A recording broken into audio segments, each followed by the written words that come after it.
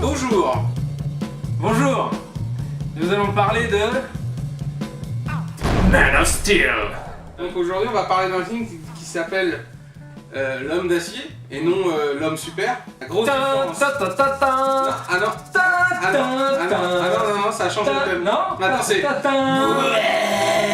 En septembre. Non, c'est pas ça. Donc on va parler de Man of Steel et globalement l'idée c'est que moi je trouve que Man of Steel n'est pas un très bon film, voire un mauvais film. Et Jérémy, quel est ton avis sur ce film?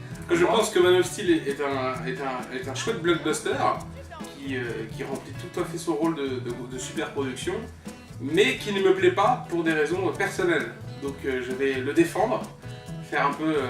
Ah oui, alors de ça a style changé. Fred. Oula, oui. Non, ça n'a pas changé, c'est parce que j'avais évoqué... Oui, parce que ton premier avis c'était oh la grosse claque. Ah oui, le gros, film, grosse claque visuelle, ça c'est sûr, oui, Ouais. grosse claque. Non, le film est une grosse claque, quand tu le vois, tu vois grosse claque sur tes fesses, tu vois une grosse claque visuelle. Mais après, avec le recul, je t'avais quand même évoqué le côté caméra qui tremble, tu vois, tout ça, ça me saoulait quoi. D'accord. Pas plein de choses qui me saoulent, mais D'accord. donc, c'est pas un mauvais film, c'est un film qui me plaît pas.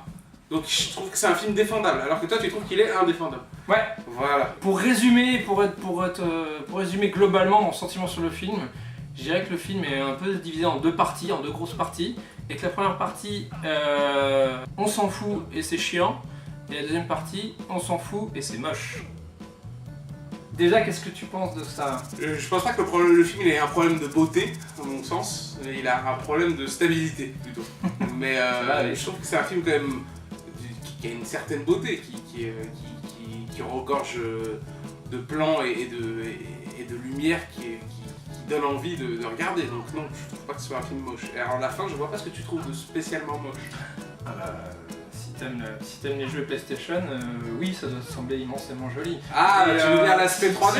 Moi, ce qui me gêne d'emblée avec les scènes d'action, ce qui était censé me plaire le plus, surtout connaissant Zack Snyder, le talent de Zack Snyder pour filmer les scènes d'action, c'est une esthétique jeu vidéo, c'est-à-dire que on va pas parler de réalisme, évidemment, on peut difficilement parler de réalisme dans un film de super-héros où les gens volent à toute vitesse et ils se mettent des coups de poing, ils sont pas mal, ils traversent des immeubles.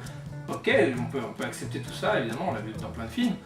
Mais on va parler plus clairement, en ce qui me concerne, de photoréalisme. C'est-à-dire que rien de ce que je vois à l'image n'est réel, ne semble réel. C'est-à-dire que le mouvement, que ce soit de caméra ou des acteurs, cascadeurs, moi c'est plus des personnages 3D qui bougent, voilà, de manière totalement irréaliste, pas du tout photoréaliste en tout cas, filmé avec les boîtiers qui ont la capacité de voler dans l'air. Mais c'est ce que je dis. Ce que je veux dire, c'est que la capacité de voler dans l'air, ça a été fait plein de fois au cinéma de manière réaliste. Pourquoi là, ça fait bidon?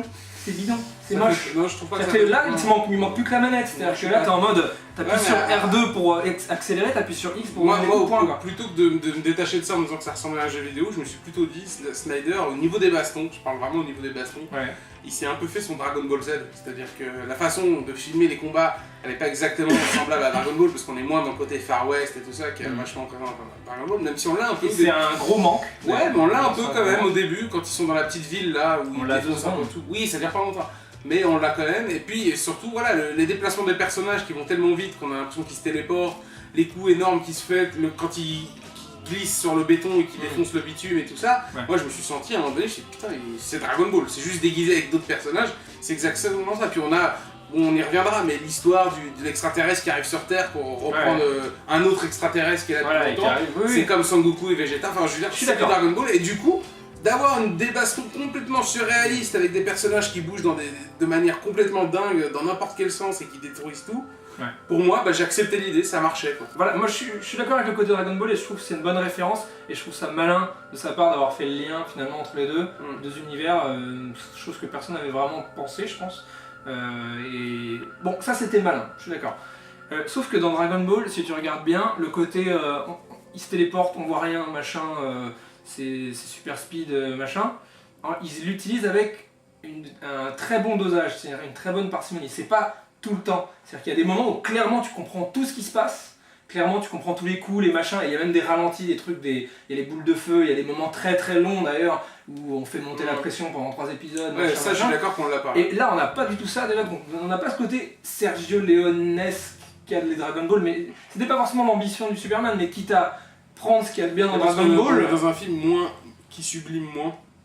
Oui, mais C'est la volonté pourquoi ne pas le faire, quoi? Parce que c'est la volonté, je pense que, bon bah voilà, d'abord il y a cette question de pourquoi prendre Zack Snyder quand c'est Christopher Nolan qui produit les films. Ouais. Puisque clairement Warner a plus ou moins, on va dire, dit bon bah ça serait bien que ça ait un peu la même gueule que les Dark Knight parce que on fera une petite Justice League et si tout a la même esthétique, bah c'est cohérent, et le spectateur se sent pas perdu, va pas se sentir perdu et tout. Moi j'espérais un mariage heureux de ça, justement, un truc, le meilleur des deux, quoi. Du coup, ce qu'ils ont fait, c'est qu'ils se sont dit bon, Dark Knight, on l'a joué la carte du réalisme à fond. C'est-à-dire qu'on a fait en sorte que ça pourrait être un mec qui se déguise vraiment en chauve-souris dans une ville de New York aujourd'hui. Ouais. On s'est dit tiens, bah Ce qui est Metropolis. déjà moyennement crédible, Oui, ce qui pour est- être fait comme ça, mais bon, ça ça marche mieux qu'avec Superman. En tout cas. Bah, le problème, Ouais. c'est qu'effectivement, au bout d'un moment, tu regardes Dark Knight ou Batman et tu dis ah, Metropolis et Gotham City, en fait, c'est New York. Dans les deux cas, c'est la même Ouais, ville. bon, ça c'est. Donc ça, bon, ça pas fait grave. longtemps, Mais c'est- l'idée, c'est de faire du réalisme et Ouais. tout ça. Donc on prend une ville qui a vraiment une gueule possible. Et Mm. tout. On prend des persos qui ont vraiment une vie possible, entre guillemets. Mm. Et on prend des caméras qui filment de manière comme si c'était un peu un reportage, un documentaire, pour donner un côté sur effet de réel.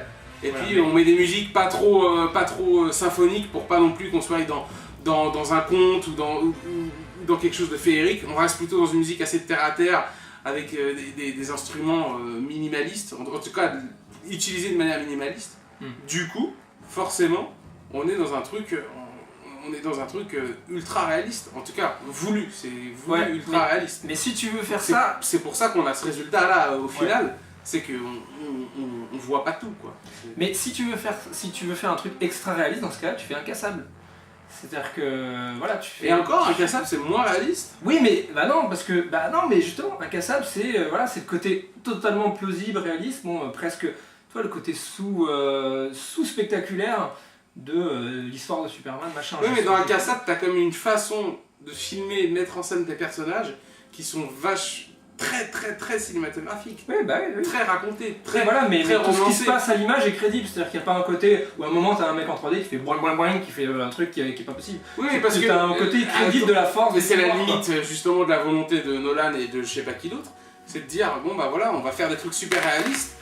Mec, tu vas quand même filmer des gens qui peuvent voler et envoyer des rayons laser avec les yeux. Et le problème de ce que Nolan a voulu faire, c'est qu'il te dit on va faire un truc super réaliste, on va arrêter de faire des plans qui subliment le personnage, qui subliment les actions, qui subliment les décors. On va faire des trucs plus pas terre à terre, mais en tout cas qui donnent l'impression que ça existe.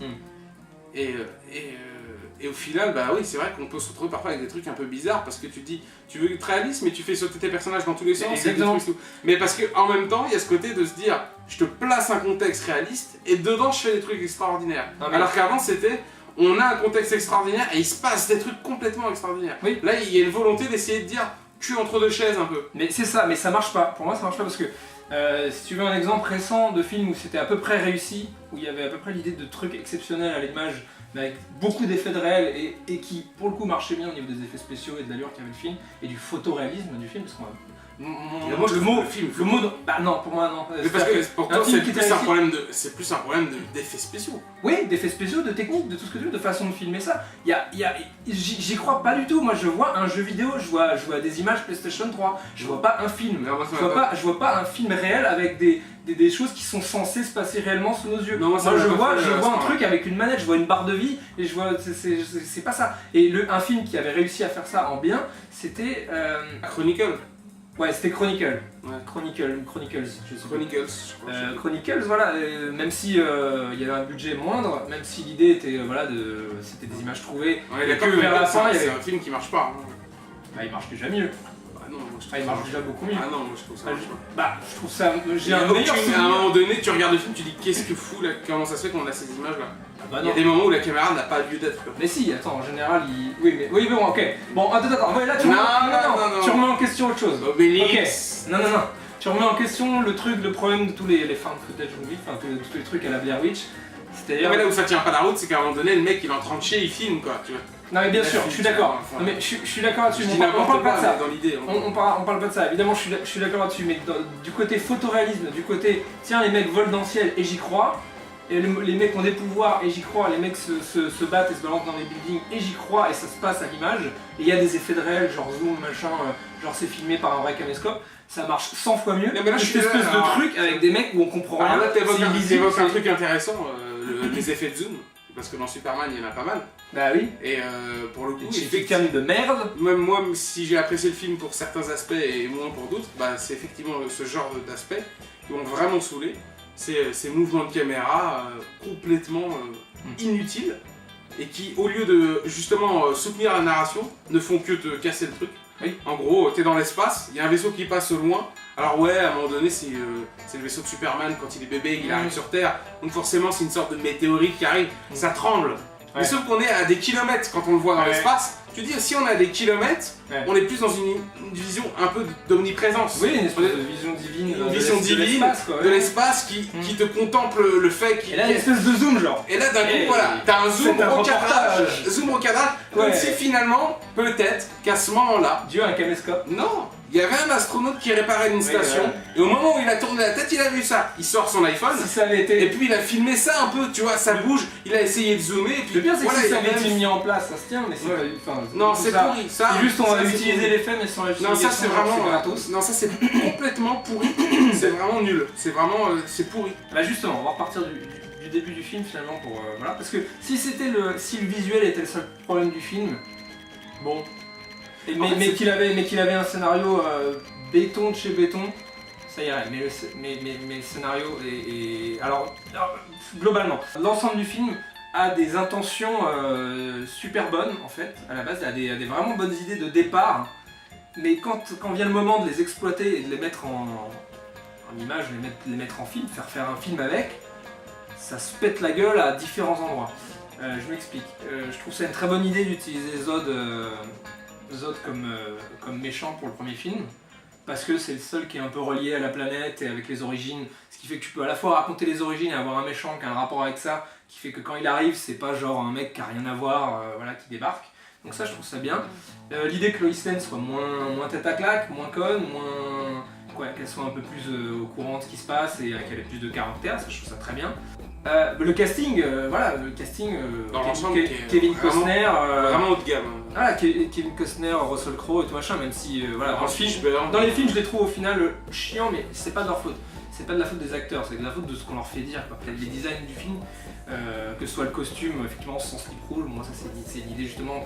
Ils se sont dit, Moi, bon, pour la- moi, c'est je- bon, non mais c'est voilà, ils se sont dit, En ce qui me concerne, il était temps. non mais voilà, oui non mais c'est ça, ils se sont dit bon bah c'est bon, ça fait des années, des décennies que les gens se foutent de la gueule de Superman avec son slip rouge par-dessus, et il serait peut-être temps de se dire allez, mais là, pour allez le coup, on va peut-être s'en débarrasser. Tu vois, là je rejoins Nolan Voilà, quand très il bien. dit qu'il faut à un moment donné à réadapter les choses à notre Mais époque. voilà, Ça c'est un bon fait. voilà c'est un détail, voilà, si, je sais pas si quelqu'un est forcément contre ça à la base, sauf les fans dans leur Les tête. gros geeks qui sortent jamais ou qui regardent ces vidéos là. Voilà, exactement. Même le côté un peu code de maille du truc, et pas cette connerie qui a été dit, je sais pas si c'est dans Smallville ou je sais pas quoi, où c'est oui, c'est la mère terrienne de Superman qui a cousu son déguisement. Mais oui, Non, mais non. oui, après il traverse des immeubles et le feu. Non mais tu c'est ne peux pas pas, grave. tu n'as pas le droit de parler mal de cette série. Non mais voilà, t'aimes bien Smallville? Je croyais que c'était. Non, pas Smallville, pardon. Ah, Lois et Clark.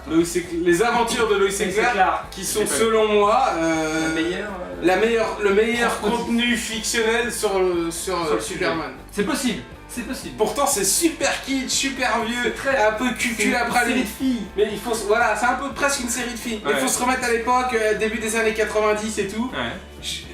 Très franchement, il y a vraiment l'esprit BD, je trouve, dans la série. Ouais.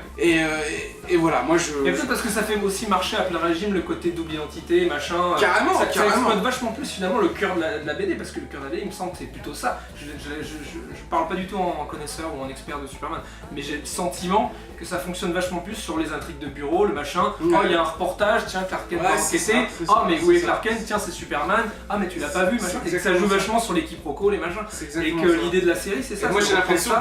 que les 3 films, parce que je pense qu'ils vont en faire une trilogie, ils sont Ouais, assez gourmands pour le faire. Mm. Je pense que les 3 films vont passer complètement à côté de ça. D'accord. Et c'est ce qui fait que, comme Ou dans, pas, peut-être qu'ils essayent d'introduire le truc vers la fin, mais on va y revenir. comme dans Batman dans les Dark Knight, Ouais. il n'y a aucun moment dans les 3 films où il y a pas de signal, on appelle Batman, il va attraper les méchants, puis il rentre à la maison. C'est toujours lié à l'intrigue principale. Oui, c'est vrai. Oui, y a pas et jamais des trucs, tu vois ce que je veux dire. Je sais que c'est pas une série, on est dans du long métrage et tout, c'est autre chose. Mais ça fait partie de l'esprit des personnages. Pas d'une routine, mais d'un truc qui si, devient régulier. Ouais, si, clairement, c'est une routine du super-héros, quoi. Ouais, c'est ça. Et ça fait partie du truc. Mais je suis d'accord, pour moi c'est un truc qui a vachement... Je dis pas que les films doivent s'axer uniquement là-dessus, parce que justement c'est des films et pas des séries. Mais en l'occurrence, Lois et Clark, ce qui était intéressant, c'est qu'il y avait ce couple. Et puis dans Lois et Clark, c'est aussi une des meilleures Lois qui existait à mon sens. D'accord. Bon, je connais pas assez bien la série. Oui, voilà. c'est très kitsch, c'est très old school. Mais je veux bien te croire, dans le genre, je veux bien te croire que dans l'approche, c'est... Voilà. Après, voilà, le film prend une toute autre approche. Partons du début. On a cette espèce d'intro, voilà, avec où on nous présente Krypton, on nous présente l'univers. En fait, je vais te dire, moi j'avais beaucoup d'espoir dans le film, parce que je me disais, Zack Snyder, j'aime beaucoup. J'aime beaucoup Watchmen, j'aime beaucoup 300.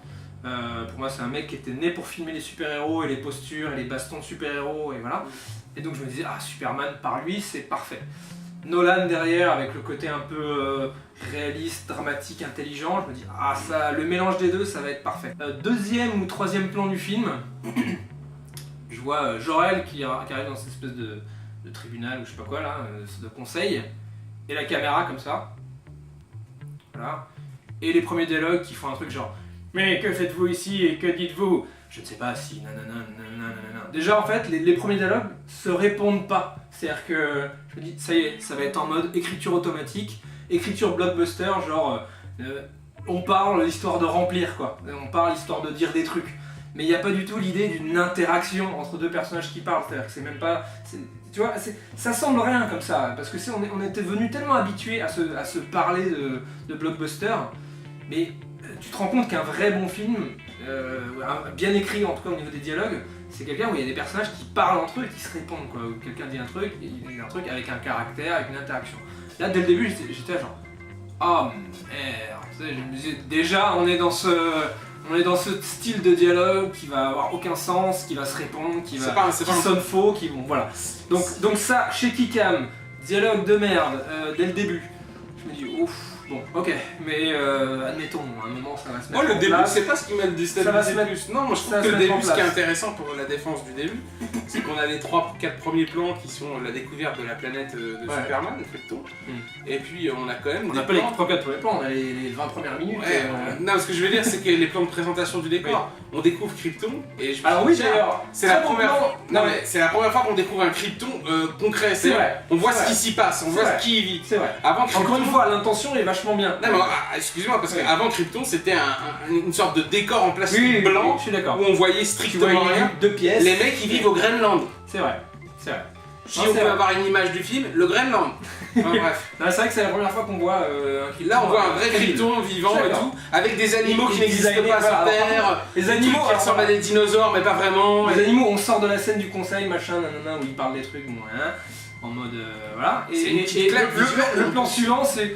Un dinosaure en 3D, bonjour! Et là j'étais genre, ok, le style lui. Non, mais c'est pas. Ça m'a pas fait sortir de la salle, si tu veux.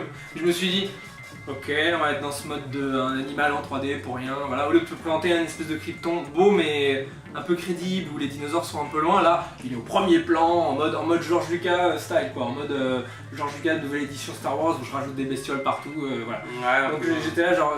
Moi ça m'a pas gêné, au contraire ça m'a permis de me dire waouh. C'est-à-dire que c'est moi, au fur et à mesure c'est des grains qui se rajoutent qui font que je me disais et au bout d'un moment ça a tellement descendu que j'ai commencé à détester le film. Mais au début je partais de. Tu vois, ça amoindrissait juste. Mais c'est quand même pas mal, ça va. C'est vraiment. Pour moi, enfin on va y venir. C'est des détails, mais ça annonce la couleur quoi. C'est pas ça qui m'a gêné. Ça annonce la couleur. Moi c'est ces trucs là au contraire qui m'ont plu, c'est pas ça qui m'a gêné. Oui, mais ça annonce la connerie d'avance du film pour moi. Mais oui et non, mais de toute façon ce film il part d'un mauvais principe. C'est que tu prends Zack Snyder produit par Nolan, avec ce qu'il a fait juste avant sur Batman et la prod qui est derrière. Ça n'a aucun sens d'engager Snyder pour faire ce film. Ok. Dans la mesure où ils ont fait en sorte que Snyder ne fasse pas du Snyder. Snyder n'a pas fait du Snyder, ça n'a aucun sens. Tu prends un réalisateur comme Zack Snyder qui a une identité assez forte. On peut pas dire que c'est pas le genre de mec à traiter. Et qui dans l'idée est presque diamétralement opposé à l'approche de Nolan. C'est-à-dire que Nolan était le mec qui amenait le truc un peu sans fantaisie, et Zack Snyder qui amenait une noirceur mais qui était toujours dans l'idée un truc très Bah, fantastique. tu vois, justement, on dit que Nolan a amené côté dark vraiment à Batman et donc à Dark Knight, qui lui a apporté vraiment une noirceur qu'il n'y avait pas dans les autres. Moi, je trouve que Zack Snyder, dans tous ses films, il y a une noirceur qu'on retrouve pas dans les films de Nolan. Oui, il y a une violence graphique. Ouais, mais qui induit une violence psychologique, tu vois. Et je trouve que dans Nolan, sa noirceur visuelle, elle est très superficielle. Oui. Elle fait trop faussement réaliste. Et du coup, tu remarqueras qu'il y a beaucoup de trucs sur hors champ chez Nolan, la violence est souvent hors champ et tout. Ouais, mais parce que aussi Nolan peut-être fait plus du mainstream. Aussi, il fait plus du mainstream. C'est-à-dire que c'est monsieur gros budget, donc monsieur grand public. Watchmen, un film comme Watchmen, je sais pas comment ça a été conçu, mais c'est pas un film grand public, Watchmen. Même s'il a l'emballage grand public, mais en vrai non, c'est pas du tout grand public. Et dans Watchmen, t'as des choses que tu verras jamais dans un blockbuster de Nolan. Un bras qui se casse avec l'os qui sort, ça n'arrivera jamais dans un film de Nolan. Bien. Et c'est justement aussi ces petits plans-là qui sont pas abusifs dans les films de Snyder, parce que généralement il l'utilise quand même assez bien. C'est pas gratos, c'est pas trop en masse où t'en peux plus, mais ça suffit pour te déstabiliser et te créer une gêne qui fait que dans ce qui va suivre dans l'histoire, tu vas te sentir mal et du coup ça fonctionne. Et que tout peut t'arriver, t'as déjà vu des trucs violents donc. Que tout peut t'arriver. Nolan, tu sais qu'à chaque fois que quelqu'un se fait tuer, il filme une cheminée à la place, tu vois. Donc du coup, finalement, tu t'en fous quoi. Quand un mec se prend une balle dans la tête, il va te filmer le carreau avec le sang qui gicle dessus. Ouais, c'est ça. Je dis ça, dans Die Hard, ils ont fait pareil dans le 1 quand ils tuent le japonais au début, qui veut pas lui donner le code secret. C'est pas du tout. Mais c'est pareil, je veux dire, il y a au bout d'un moment. Montre-moi un truc violent, s'il te plaît, quoi. Et ben dans ce film, pas du tout. Le côté Zack Snyder violence, c'est pour ça que je disais Snyder, je vois pas l'intérêt de prendre Snyder. Tout vampirisé. De filer le salaire d'un mec connasse pour lui dire au fait, tu vas faire exactement comme moi. Tiens, regarde les Dark Knight en boucle pendant une semaine, et puis tu fais pareil. Et pour moi, c'est plus grave que ça. C'est encore plus. Moi, ce que j'aimais justement dans 300 et dans Watchmen, voilà. Mais principalement dans 300, c'était la clarté des combats. C'est-à-dire que le côté. Totalement. Le côté John Woo, quoi. Le côté, John Woo et le côté magnifié. Bon, déjà, il y a un côté un peu. Bon, ça fait un peu crypto-gay, mais voilà, dans les trucs, dans les comics, c'est ça. Hein. Je veux dire, le côté. La façon de filmer le corps masculin, de magnifier, tout ça, avec les muscles et tout machin. Dans 300, il y a beaucoup ça. C'est vachement mis en avant. Donc, Superman, typiquement, c'est ça aussi. C'est toujours des postures. On dirait un truc de bodybuilding, quoi. Voilà, souvent, les postures de Superman, c'est ça, quoi. Et en plus de ça. Parce que d'avoir. Quand tu parles de posture, à la toute fin du film, on voit Superman enfant dans une sorte de flashback où tu le vois le mettre justement ses deux poings sur les hanches comme ça. Et tu te dis putain, c'est vrai qu'il a pas osé le faire avec le vrai Superman parce que ça aurait peut-être fait genre bizarre, trop cliché, trop crari et les gens auraient peut-être rigolé. Du coup, il s'est dit, oh, mais faut quand même le montrer ce truc là parce que c'est quand même très connu chez Superman. Et il l'a mis sur le gamin, comme si c'était un truc de gosse. Et je pense que c'est là l'erreur pour moi. C'est vraiment ça l'erreur, c'est de se dire que les super-héros doivent venir, parce qu'on veut en parler aux adultes, ça doit ne plus avoir de pointe d'enfantillage, quoi. C'est un enfantillage, je veux dire, se tenir comme ça, je veux dire, ça lui sert à rien, Superman. C'est un truc de Robin des Bois, quoi. C'est à l'ancienne, j'affirme mon côté masculin, de macho, de créateur de BD, enfin voilà, tu vois, mais ça fait partie du personnage et c'est dommage de pas... Du coup, ce que j'aimais bien, moi, dans 300, c'était donc la clarté des combats. Et du coup... Clairement, quand il y a un combat dans 300, tu comprends, clairement, c'est plus que tu vois, c'est que non seulement tu vois, mais tu comprends en quoi les Spartiates sont meilleurs que leurs ennemis, en quoi ils sont plus entraînés, leurs mouvements sont mieux, plus rapides, plus tu le vois. C'est-à-dire que tu n'as même pas besoin qu'on te l'explique, mais tu le vois. Et après, quand on leur met un ennemi plus fort, c'est-à-dire les immortels, enfin, il y a une espèce d'évolution dans le film des ennemis de plus en plus forts, tu vois qu'ils ont un peu plus de mal, donc tu comprends pourquoi, parce que tu dis, ah ouais, merde, ils sont plus résistants, plus rapides. Toi, il y a un côté... il y a une interaction avec le public, c'est que le public est beaucoup plus impliqué dans les combats parce qu'il est vraiment plongé au cœur des combats et de la stratégie des combats et des mouvements, parce qu'on les voit clairement. Alors que là, tout ce qu'on voit finalement, c'est...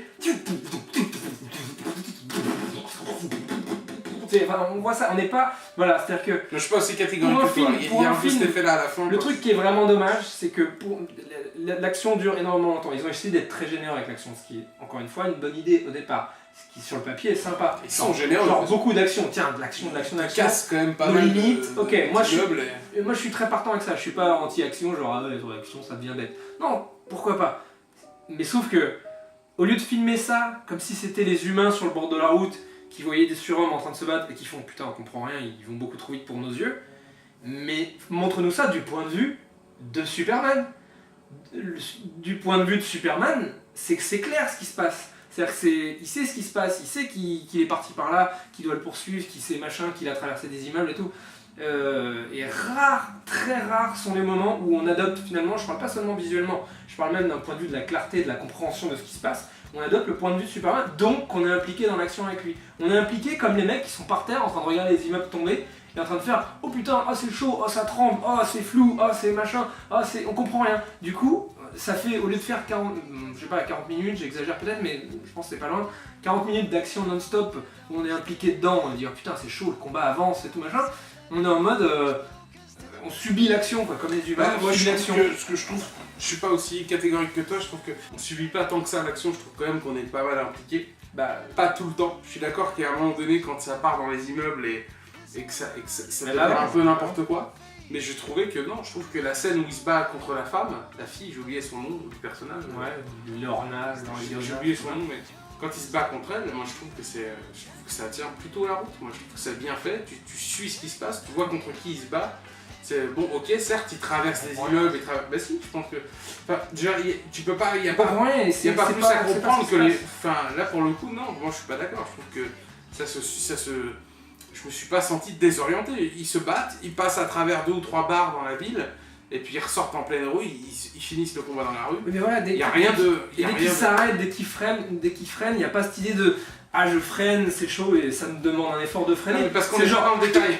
C'est genre, oui mais il vrai. Mais parce que c'est du combat de titan aussi. Non, mais montre-le-moi ce combat de titan, montre-moi pas juste le point de vue d'un mec qui voit ça et qui comprend rien, et avec une espèce de mauvaise 3D, et avec une espèce de mauvaise gestion du mouvement qui fait que quand il s'arrête pas genre, il s'arrête genre, ce qui est impossible, enfin ce qui est juste pas réaliste, ce qui fait jeu vidéo encore une fois, ce qui fait l'impression que d'une frame à l'autre on est passé, tout ça participe, mais tout ça, même Dragon Ball, tu parlais de Dragon Ball qui est pourtant un dessin animé, arrive à mieux implanter cette idée de c'est chaud, ça traîne sur le sol, il faut freiner, ça demande un effort, la sueur, le machin. Même Dragon Ball, qui n'est pas réel, a beaucoup plus de sens de réalisme que ce film pour montrer des choses incroyables, des combats de titans.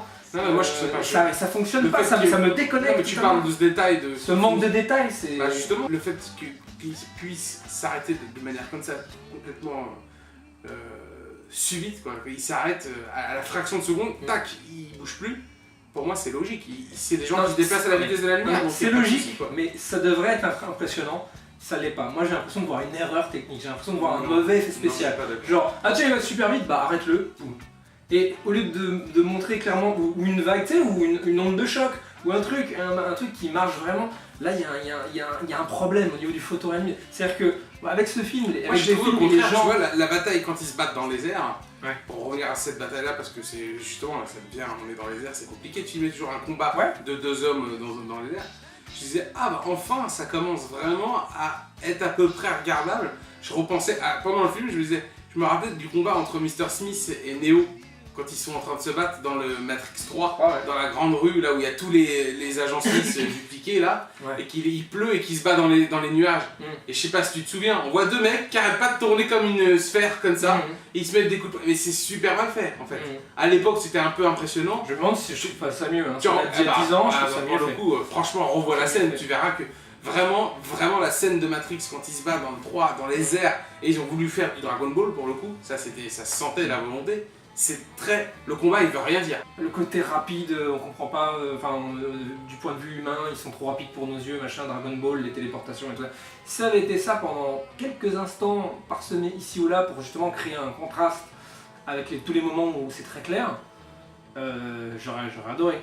Mais comme c'est ça, tout le temps, en shaky cam, vitesse réelle, 0 ralenti, peut-être 1. Ah mais ça on est d'accord là-dessus. 0 ralenti, 0 truc, 0 façon de magnifier les postures, le machin. On est toujours dans la vitesse, dans le tremblement. Et à plein de moments du film, je me disais, mais putain, mais comment ils peuvent dépenser des millions dans des plans qui sont aussi illisibles, moches, tremblants, flous, mal cadrés, pas clairs, avec des personnages en 3D qui n'ont aucun réalisme. C'est-à-dire qu'en voyant ça, et des gens qui apprécient le film en disant, l'action elle était comme ça, et moi je me disais, mais le degré d'exigence des spectateurs baisse. C'est-à-dire que à cause de conneries de 3D qu'on s'est bouffé et encore bouffé, les gens ont oublié ce que c'était qu'un truc crédible à l'image. C'est-à-dire qu'ils font oui, ça ressemble à un truc PlayStation 3 et alors non, j'estime qu'au cinéma, Non, je pense pas que c'était avec autant de thunes et autant de moyens et autant de mecs qui bossent dessus, oui, il y a moyen de faire 1000 fois mieux. Un choix. Et c'est facile et ça s'est vu dans d'autres films. Pour moi, c'est un choix. Je pense que c'est un choix qu'il a fait, c'est-à-dire qu'il voulait avoir des combats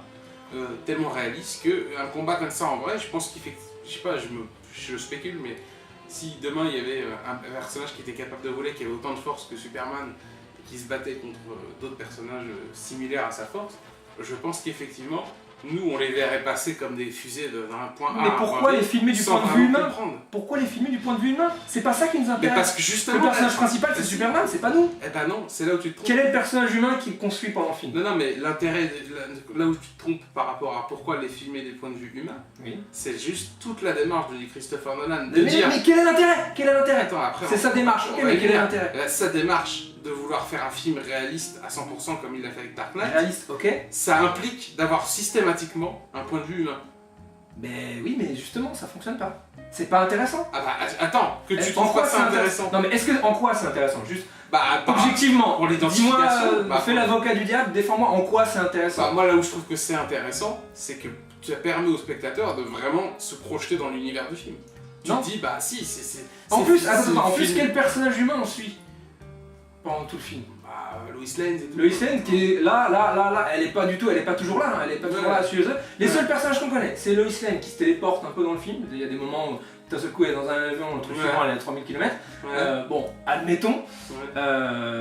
Bon, qui est une espèce de meuf un peu badass, mais on s'en branle. Et c'est cette poignée de personnages dont on se contrefou parce qu'on les a vus 2 secondes, qui est Laurence Fishburne, une meuf et un mec chauve.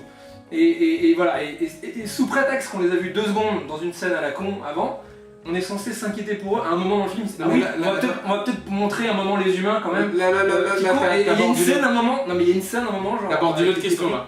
Oui, je sais, mais je veux dire, il y a la scène avec les débris qui est d'un ridicule total avec la meuf qui fait aide-moi. Et le mec qui fait, attends, et moi j'ai dit mais qu'est-ce qu'on s'en branle de cette meuf? Non mais là t'abordes une autre Je question. sais même pas qui c'est. Non parce que c'est une autre question, c'est-à-dire que là C'est t'abordes une la autre question du question, mais en scénario où ils ont pas Oui, passé assez de temps mais ce que je veux sur dire, c'est que- l'identification des personnages, du coup t'en as rien à foutre des Ce gens que je qui veux dire, meurent ou ce pas. n'est intéressant de montrer un film d'un point de vue humain que Mais- si tu as un personnage Je te humain à parle d'un suivre. point de vue de mise en scène, de réalisation Oui, mais ça marche et pas. pas d'écriture. Il manque l'essentiel. Vu qu'ils veulent être réalistes, ils se sont dit il faut qu'on filme comme si c'était des humains qui regardaient d'en bas. Oui, mais ça marche. Ça marche que si tu suis un personnage humain. Que si tu as un personnage humain à suivre qui doit Ouais, éviter, après, l'idée, qui doit éviter de se faire écraser, qui doit faire machin. Le fantasme c'est de se projeter que Superman c'est un intéressant humain que- super. Exemple où c'est bien fait et pour cause C'est un peu c'est- con comme et pour- idée, mais- non mais et pour cause et c'est bien fait et c'est Spielberg.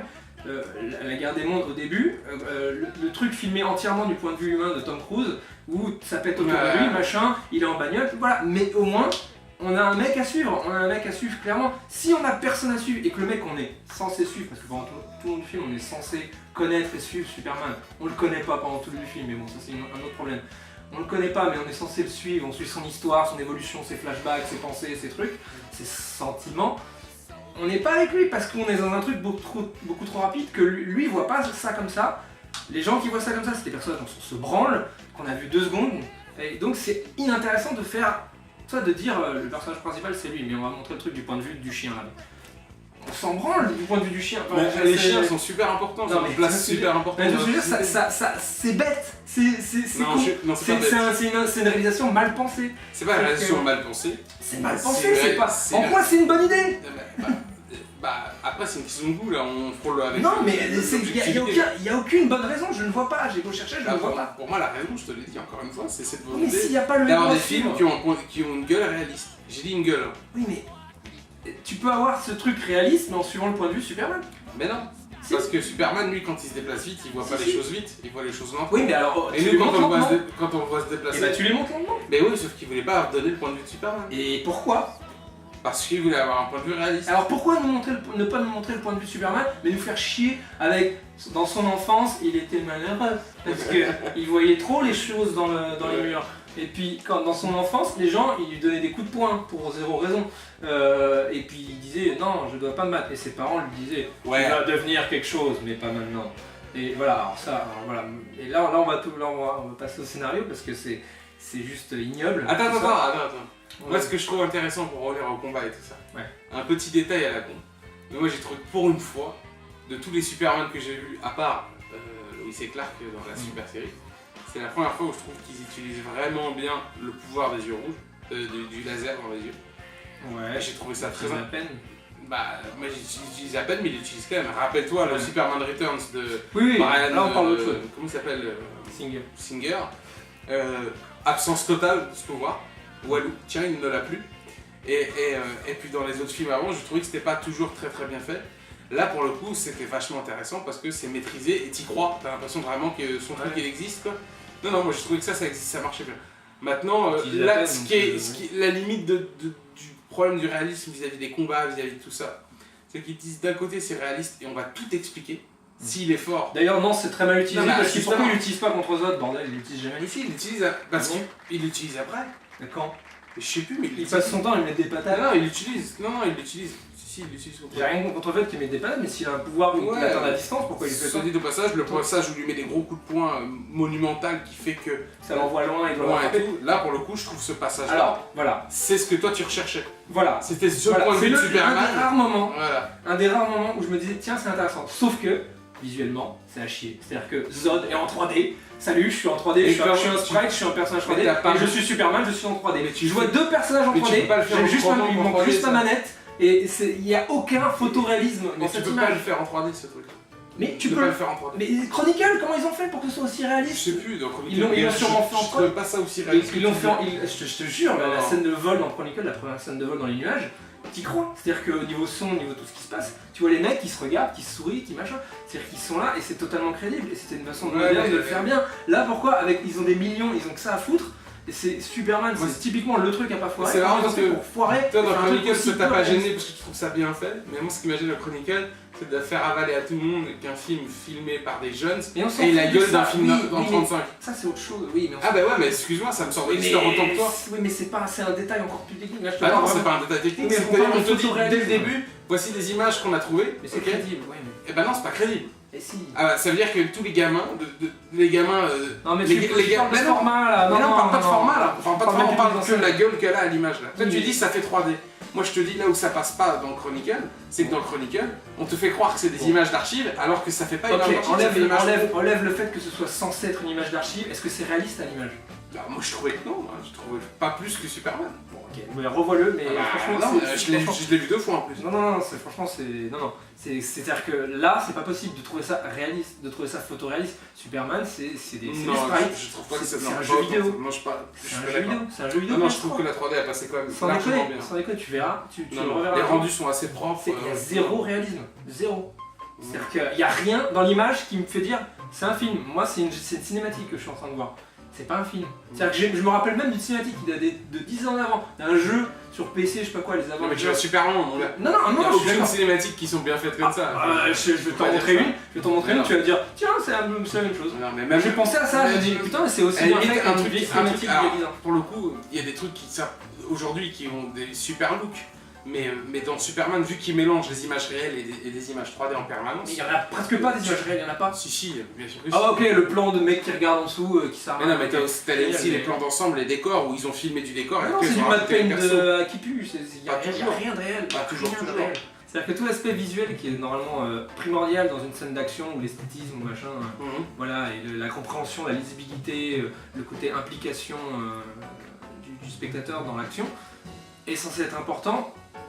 Foire totalement, c'est-à-dire que c'est moi qui adore l'action, qui adore ce type d'action et qui est très friand de ça, j'en avais marre. Je l'ai vu en IMAX, je l'ai revu en pas IMAX après. J'étais là, mais il l'a revu plusieurs fois alors qu'il le trouve pourri. Non, je l'ai vu une fois pour subir le choc de la déception, me dire ok c'est une grosse merde.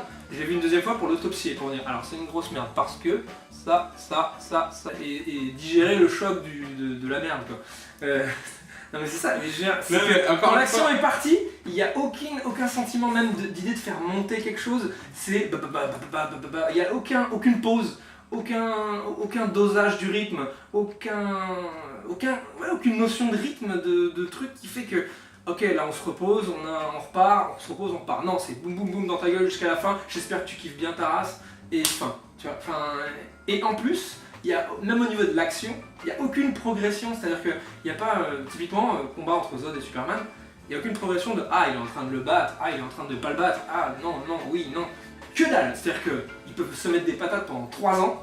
Ça changera rien, il n'y a aucune progression, il pète toute la ville, d'ailleurs Superman s'en bat les couilles, il essaie même pas de déplacer le truc ou de se dire tiens je vais peut-être essayer de sauver des gens, il s'en bat les couilles, je dis pas que non plus... Il y a un truc sur internet en ce moment où t'as Son Goku qui lui se barre dans les montagnes pour aller se battre pour éviter de tuer tous les humains. Mais c'est moi qui te l'ai envoyé. Ouais. Et ce qui est marrant c'est que Superman brise la nuque du méchant pour sauver 2 personnes dans le métro, exactement. Alors qu'il a sacrifié des milliers juste avant. Exactement, c'est-à-dire que t'as un combat qui dure 3000 plombs et à un moment ils se disent bon allez, on a à 2h30 du film là, on va peut-être arrêter le combat.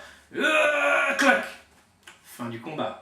Tiens, pourquoi il le fait pas avant? Pourquoi il essaye pas? Pourquoi tu vois, il n'y a aucune idée de progression de ah je pouvais pas le faire avant parce que j'ai jamais pu l'atteindre. Non, tu pouvais l'atteindre 1000 fois, tu lui as mis 1000 patates. Qu'est-ce qui t'empêche de le faire avant, de lui casser le cou? Et qu'est-ce qui fait que d'un seul coup t'as la puissance de le faire? Ah, il allait tuer 3 personnes, 4. Donc ça me donne la force de le tuer. Alors après on peut mettre on peut mettre dans la balance l'idée de ah, Superman ne veut pas tuer des gens. Sauf que ce n'est jamais discuté, à aucun moment on en parle, à aucun moment on dit non je veux pas tuer les gens parce que c'est mal, et quelqu'un qui lui dirait ça marcherait si on lui disait... Enfin t'as quand même tout le discours du père qui lui... Ah le discours du père, laisse crever les gens. C'est l'opposé. C'est l'opposé. Lui dit non je veux sauver des gens, je veux absolument sauver des gens. Elle dit bah oui mais il aurait peut-être fallu les laisser crever. Le père. Non, le père il dit pas ça. Il dit quoi? Il dit qu'il pourra pas sauver tout le monde. Non, il dit t'as des pouvoirs, les montre pas parce que les gens ils doivent pas savoir pour l'instant que t'es... Voilà, mais quand tu seras grand, est-ce que tu pourras sauver tout le monde, ceci, cela? Et parfois, est-ce que je devrais laisser les gens mourir ou pas? Est-ce que c'est bien ou pas bien? Et peut-être que ça sera préférable de laisser les gens mourir. C'est cohérent. C'est pas cohérent. Ce qu'il veut faire, c'est qu'il veut préparer Clark Kent à lui dire que il a beau être un super-homme, il pourra pas sauver tout le monde. Alors ça marchait totalement dans le Superman de Richard Donner. J'en viens à la mort du père de Pa Kent, de Kevin Costner, qui est ridicule. C'est-à-dire qu'on a cette super scène où ils sont en train de parler, alors pour un des rares moments du film où ils parlent d'un truc intéressant, où Superman rejette le statut de père de Kevin Costner, il fait de toute façon t'es pas mon père, machin. Là je me disais putain mais on a un début de discussion peut-être intéressant pour une fois, qui est pas des gros clichés inintéressants, là pour une fois on a un truc. Et là, oh une tornade machin, donc ok laisse tomber pour les discussions intéressantes. Et là ils font vite une tornade, allons nous cacher, tout le monde se cache et Costner fait mince, on a oublié le chien.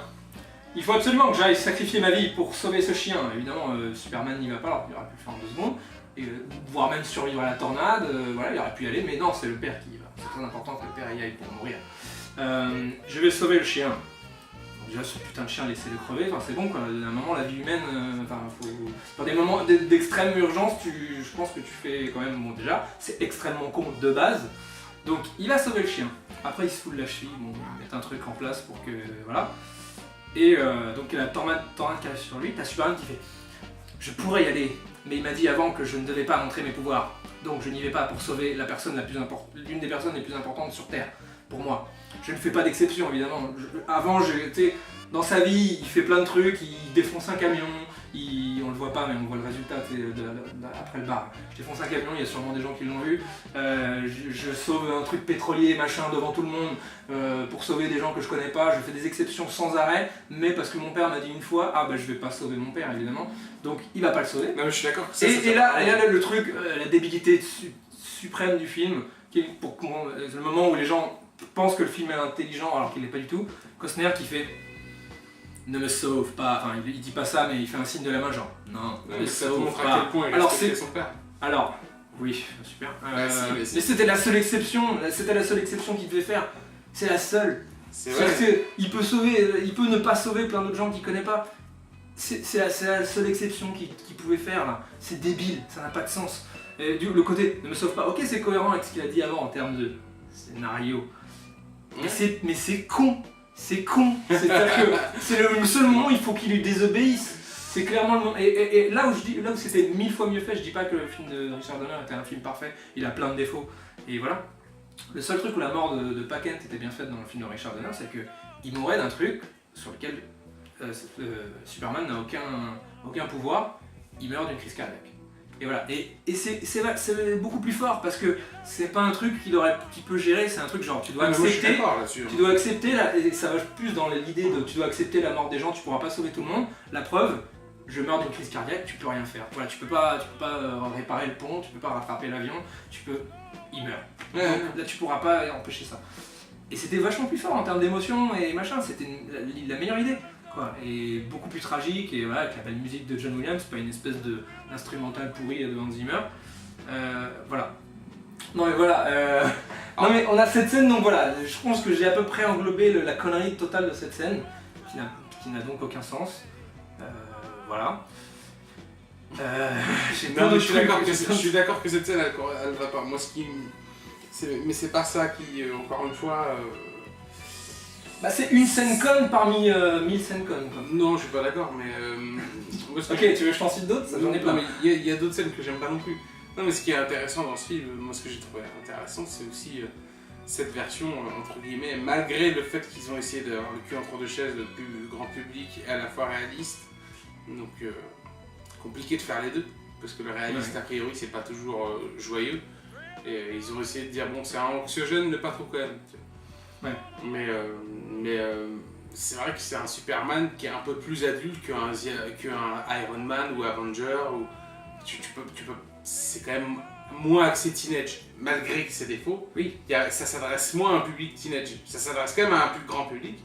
Mais moi, quand je vois The Avenger et je vois Superman, c'est con, on parle de baston depuis tout à l'heure. Ça s'adresse à des bébés, ça s'adresse pas à des adultes.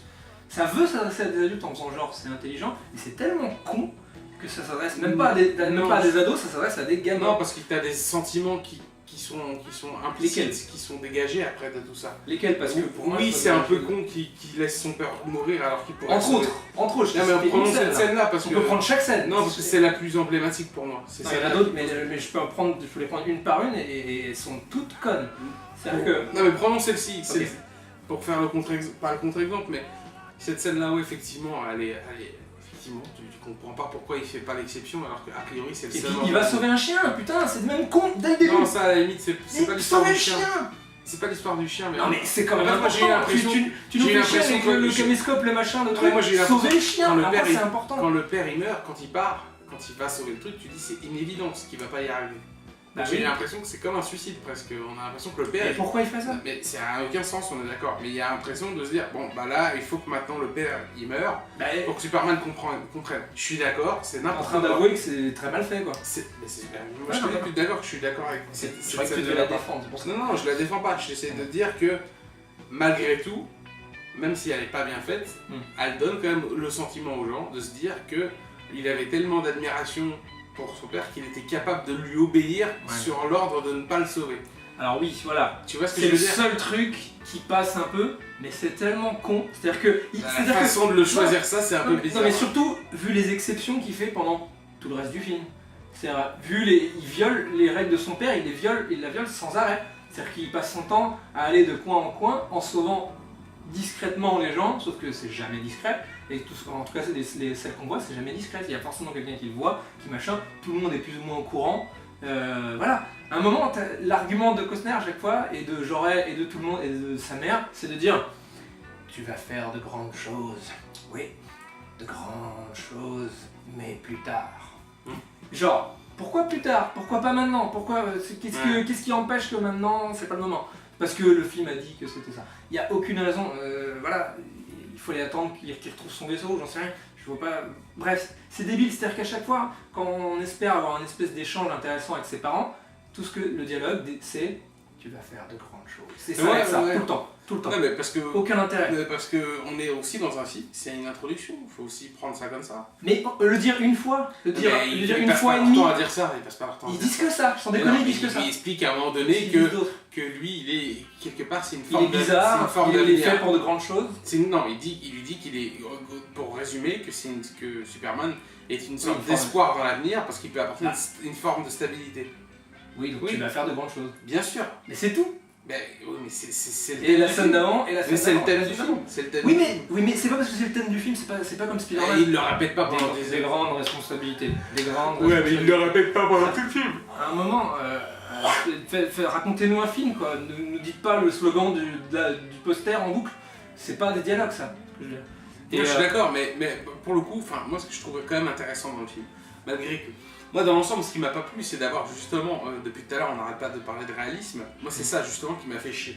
Plus que tout. C'est-à-dire l'autre jour, je suis retombé sur Superman. Moi c'est les effets de réel qui me font chier. C'est les tremblements, les machins. Non, mais moi, si c'était photoréaliste, non, moi j'englobe. Pour moi, je trouve pas que c'est ça. C'est deux choses différentes. Non, justement, là où moi je suis pas d'accord avec toi, c'est que c'est les effets de réel et la volonté de réalisme dans la psychologie, dans les personnages, dans les faits, dans les événements qui me gonflent. En revanche, j'ai trouvé que le film, d'un point de vue visuel strict, c'était photoréaliste. Ça m'a pas gêné, les effets spéciaux m'ont pas gêné autant que toi.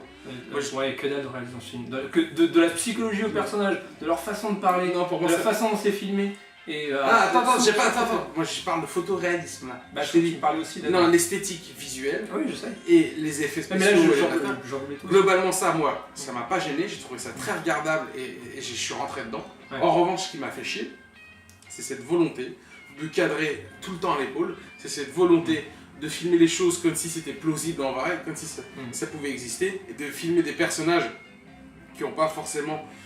Qui vont pas interpréter leur rôle comme des. Avec un charisme un peu surréaliste, tu vois. C'est-à-dire qu'il y a un côté genre, ouais, effectivement, on dirait un vrai mec, Clark Kent presque, tu vois. Oui, mais on le connaît pas, ce mec. Du coup, on le connaît pas, c'est ça. Mais c'est super dur. Faire un film sur Superman, alors, je suis d'accord, mais à un moment, bref. Un moment, tu lui fais faire des trucs. Je suis sûr que dans la série, c'était mieux fait. Je suis sûr que dans Smallville, c'est mieux fait. Parce que, voilà, on a mis l'épisode pour le faire.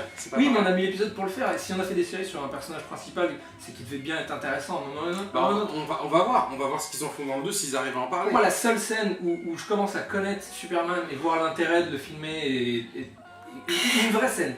Une vraie scène avec des vrais dialogues, une vraie situation et un vrai truc intéressant, c'est la scène de l'interrogatoire avec Lois Lane.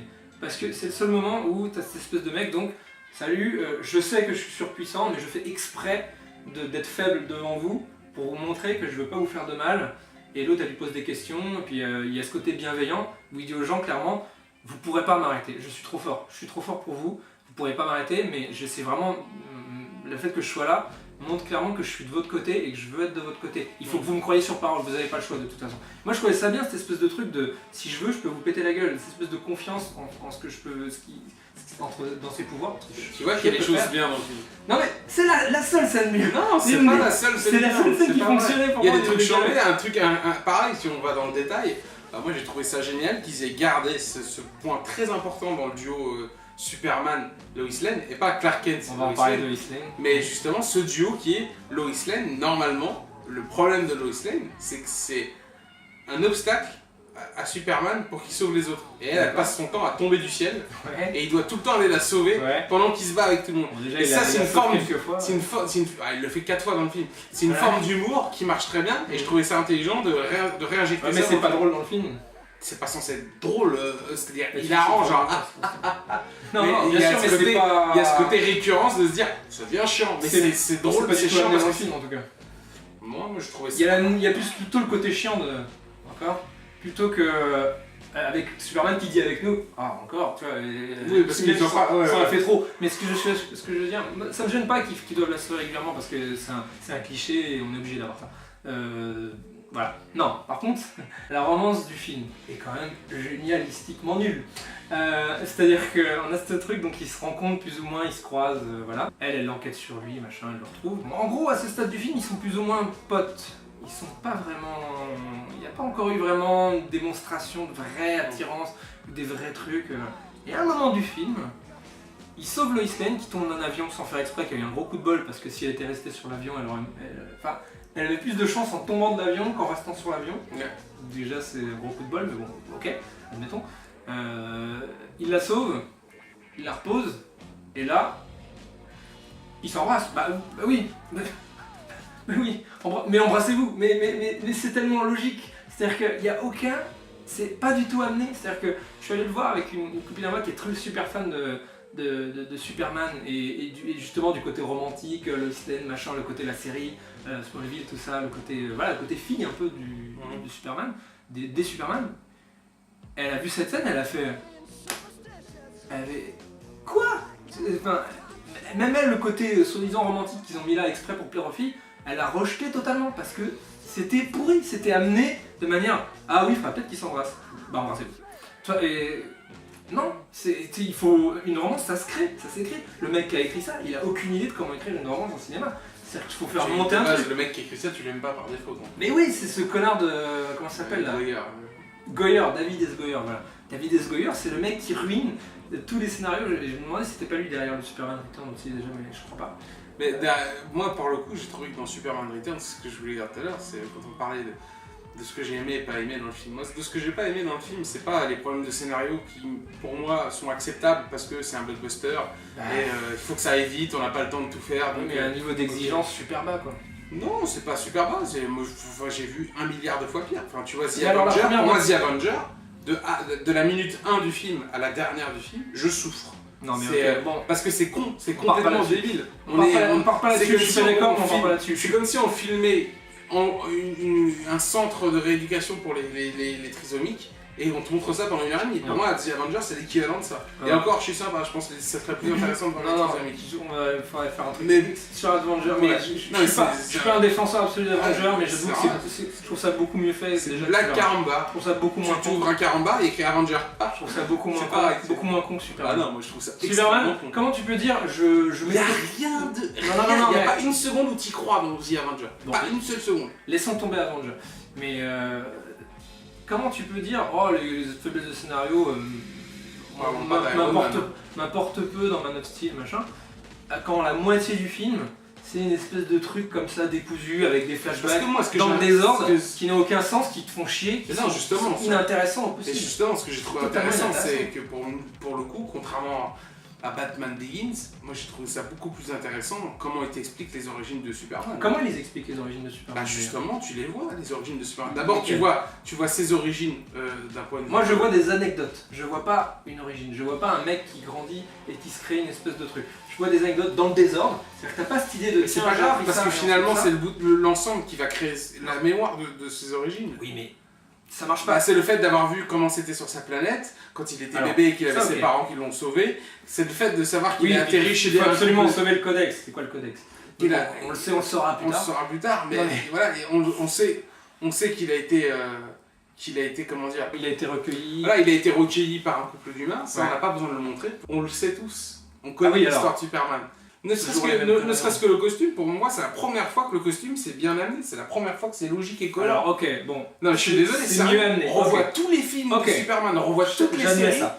Et Lois et Clark que j'adore, pourtant c'est n'importe quoi, mais excuse-moi, c'est la première fois que la façon dont ils amènent son costume, c'est 100% crédible et logique. Je suis d'accord. C'est juste la tenue royale des nobles sur Krypton. Et vu que c'est un fils de noble, et ben quand il décide de se mettre au-dessus des humains, de leur montrer qu'il est au-dessus d'eux, et ben il revêtent justement la tenue de ses ancêtres. C'est logique. Par contre, il y a un problème de cohérence même de base de l'idée de Jor-El qui fait tu seras une espèce de dieu pour eux, tu leur montreras la voie et tout et tout. Sauf que il sait très bien qu'en l'envoyant là-bas, il y a un mec Zod qui veut absolument lui courir après et qui va chercher à le détruire. Donc, en fait, non, il a pas pensé. Non, parce qu'il pense que Zod ne pourra jamais le faire. Oui, parce qu'il pense qu'il est en prison, mais il se doute pas. Alors déjà, c'est extrêmement bloqué à vie quoi. C'est extrêmement facile comment Zod se sort de ça. Alors la planète est facile, c'est n'importe quoi. Non mais voilà, la planète explose et il était soi-disant dans une prison impossible de s'échapper. Et d'un coup, la prison. Et là, il fait oh c'est génial. En plus notre prison, si on fait ça, on a un super vaisseau. Donc là, j'ai bon, ok, c'est un peu facile, mais ok. C'est-à-dire qu'on est passé de je suis le perdant, je suis méga avantagé plus que tout le monde. Mais bon, c'est pas le plus grave, mais tu te dis, ouais, ok, en gros c'est une si je trouvais ça plus intéressant et abstrait dans l'ancienne version, quand ils étaient cachés dans les miroirs.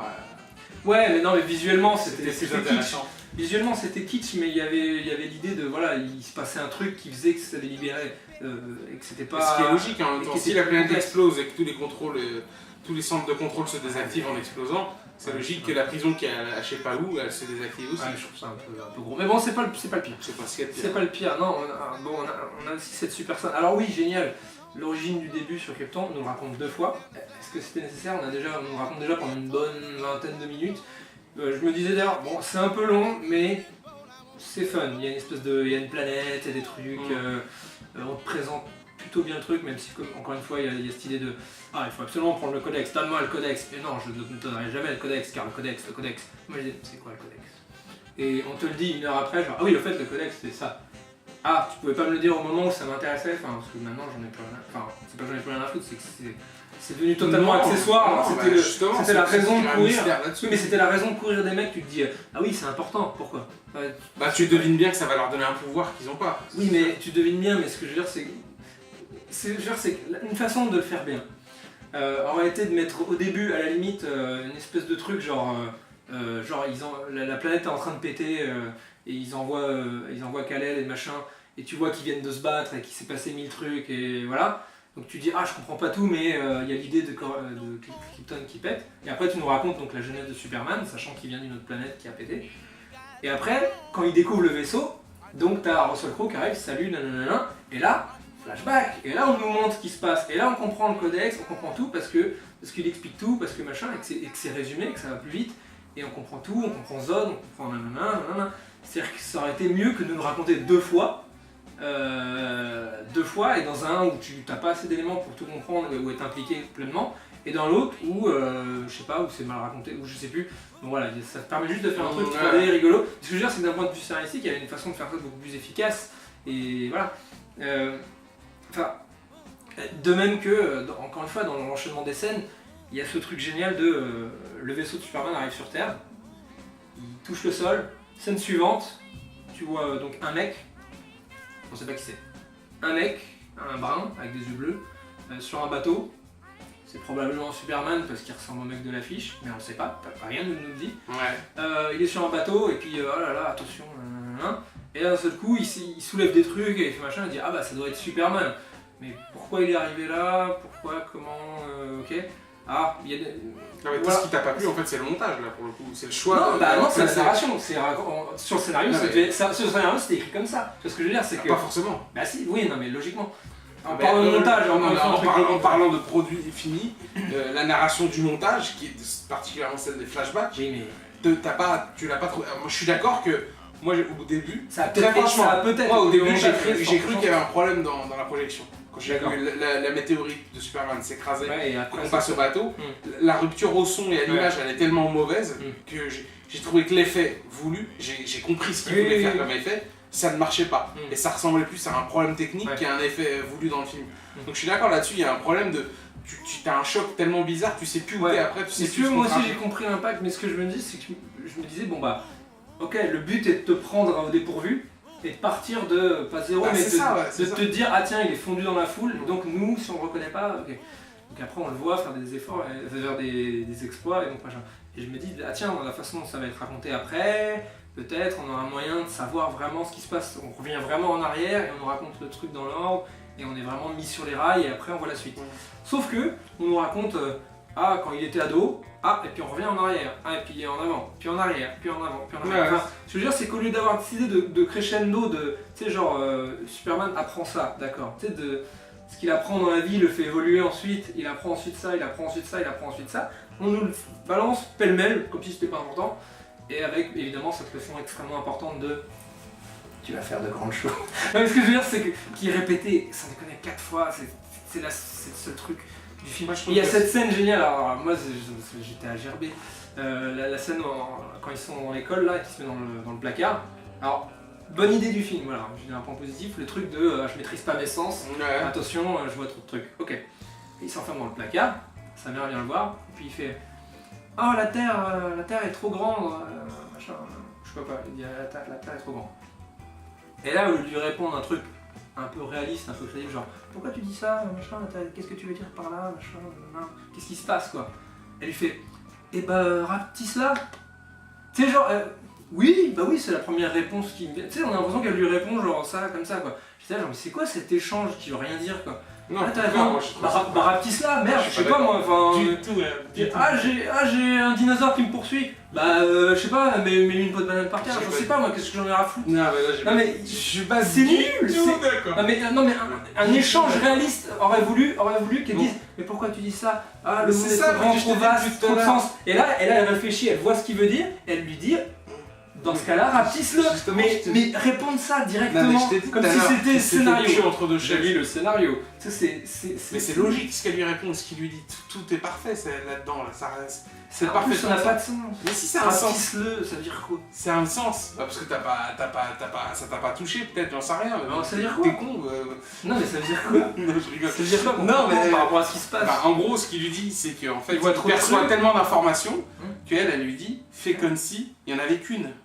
Elle l'apprend à aiguiser son sens. Elle lui apprend à ne plus faire attention à ce qui est autour de lui.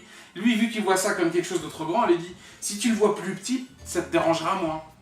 Et donc elle lui apprend à se projeter en se disant voilà, tous les milliards de voix que j'entends, je vais faire comme si j'en entendais qu'une. C'est super maladroit, non, c'est un peu trop subtil. Mais j'ai compris que c'était ça. Non, c'est un peu trop débile surtout. C'est-à-dire qu'il est trop grand, bah rapetisse-le. Ce mec est raciste. Non mais voilà. Quoi? Raciste de S. Goyer. Mais non, mais c'est nul, je l'ai même pas dans l'idée. Je me disais, ça va me faire sûrement un peu chier, mais j'espère que Nolan a suffisamment d'influence pour peut-être influer un truc pas trop mal de Goyer. Erreur monumentale quoi. Bref, et alors la scène, voilà, dans le genre montage dans le désordre qui n'a pas de sens.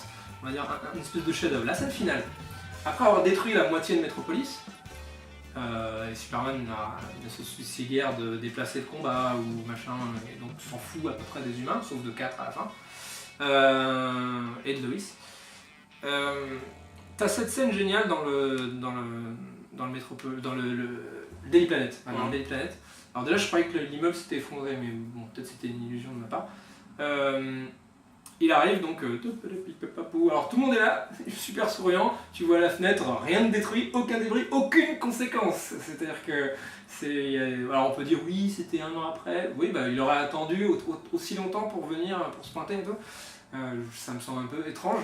Donc il arrive genre en mode et là on nous fait enfin la présentation des personnages secondaires dont on est censé se soucier avant. C'est-à-dire quand on les voit dans les débris et tout machin, on est censé se soucier d'eux, sauf qu'on les connaît pas. La fille, on l'a même pas entendu parler, elle a juste dit bonjour, elle est partie. Et là on est censé se dire ah merde, elle a mourir et tout machin. Et là on nous montre les petites scènes de drague, machin, la vie de bureau et tout machin. Et voilà. Et à ce moment-là je dis mais qu'est-ce qu'on s'en branle de ça? Et il n'y a pas eu 1000 morts, il n'y a aucune conséquence dans le décor, dans le truc, dans même ce que vous dites quoi, dans l'humeur. Non. C'est comme si tout ça n'était pas arrivé. Ma théorie c'est que cette scène ne devait pas être à la fin. Et elle devait être beaucoup plus tôt dans le film, qui voulait peut-être instaurer l'idée de Clark Kent avant, donc ils se sont dit ça n'a pas sa place, donc on le met à la fin. J'en sais rien, si ça se trouve non, et si c'est pas le cas c'est extrêmement con. Dans tous les cas c'est con.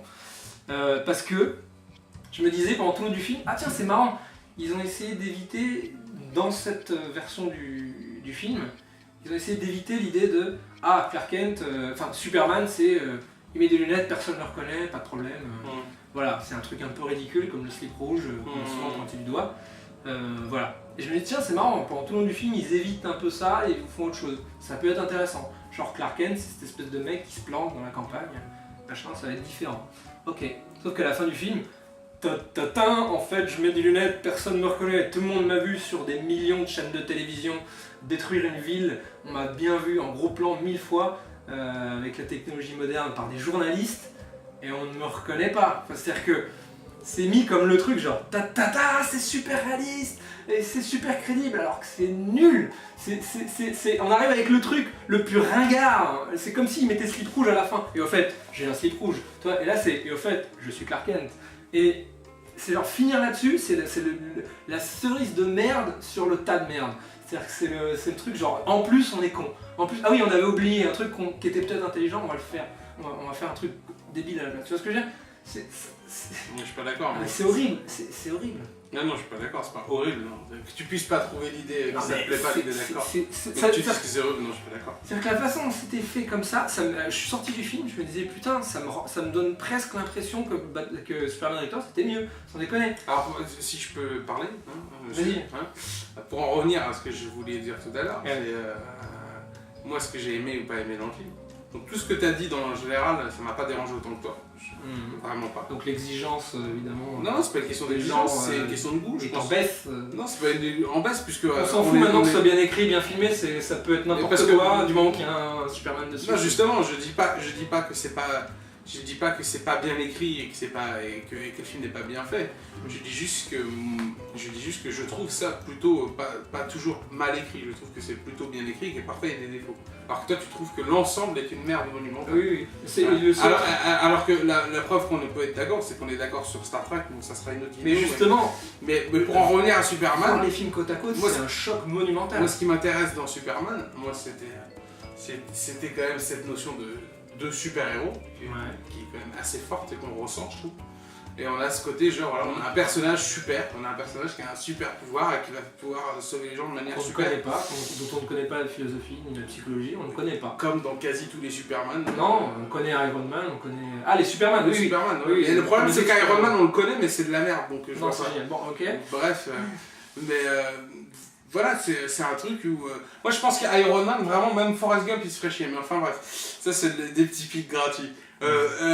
Pour en revenir, c'est un peu comme 3, mais enfin, bref. Non, bon, plus pas de te carapater. Et soyons sérieux. Moi, ce qui m'a dérangé dans Superman, c'est de faire croire qu'on allait... Dans Man of Steel, ce qui m'a dérangé, c'est de faire croire qu'on allait avoir du Zack Snyder. C'est vraiment ça qui m'a saoulé. C'est d'aller voir un film en disant je vais voir un film de Snyder et de repartir en disant putain j'ai vu un film de Nolan de plus quoi. Un de plus. Et c'est ça qui m'a fait chier. C'est-à-dire de la promesse d'avoir un film épique qui ne l'est pas au final. Et là où il y a un vrai problème pour moi, c'est que ce film-là, comme on le disait, c'est qu'il est trop uniquement sensoriel et pas émotionnel. C'est-à-dire que j'ai pas eu d'émotion dans la mesure où à aucun moment je me suis senti triste, ému, heureux ou même inquiété, peur, rire. Il y a quasiment, il y a pas de film. Voilà, tous les sentiments. Il y a 2 blagues et la deuxième est juste pourrie, c'est la meuf qui fait il est mignon. Et là tout le monde rigole genre haha c'est de la merde. Voilà, et en gros voilà. Il y a 2 blagues. Non mais pour finir voilà, il n'y a pas assez de sentiments. Il n'y a que du sensoriel, c'est-à-dire des chocs, des bastons, pas agréable. Des choses qui font waouh, t'en as plein les yeux, ça explose partout. C'est des sensoriels, mais il n'y a pas assez d'émotion. C'est ça qui m'a dérangé dans le film, c'est ce manque d'émotion et cette volonté de faire un film 100% en style reportage, alors qu'on est dans un film qui s'y prête pas trop à mon sens. Voilà. Et c'est vrai que l'autre jour, quelques jours après Man of Steel, j'ai revu le Superman Returns qui officiellement est le navet de tous les Superman. Je crois que les gens n'ont pas vu Superman 4 à mon avis. Bref. Qui est quand même largement au-dessus. Pour moi, Man of Steel, c'est Superman 4 avec beaucoup plus de millions de dollars. Non, mais c'est le même film, c'est aussi con que ça. Non, pour le coup, c'est presque aussi con. Je trouve que c'est dans le même niveau que ma phrase sur Iron Man et les trisomiques.